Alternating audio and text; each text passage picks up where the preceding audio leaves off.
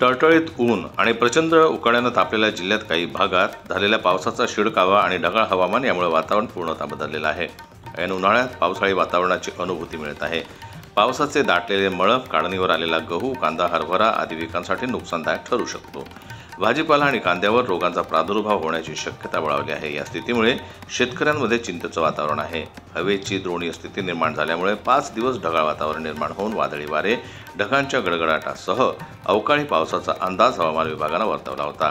31 मार्चला म्हणजे सोमवारी हंगामातील सर्वाधिक 39.2 तापमानाची नोंद झाली होती। महिनाभरापासून उन्हाचा तीव्र तडाखा जाणवत असताना सोमवारी वातावरणात बदल झाले। रात्री येवला तालुक्यातील काही भागात मनमाडमध्ये पावसाचा शिडकावा झाला। सोमवारी दिवसभर ढगाळ वातावरण असलं तरी कमालीचा उकाडा जाणवत होता। रणरणत्या उन्हानं आणि वाढत्या तापमानानं नागरिक अक्षरशः घामाघूम झाले होते। रात्री मनमाड परिसरात तासभर हलक्या सरी पडल्या। नाशिक शहरात पहाटे काही भागात शिडकावा झाला, अन्य काही भागात रिमझिम झाली।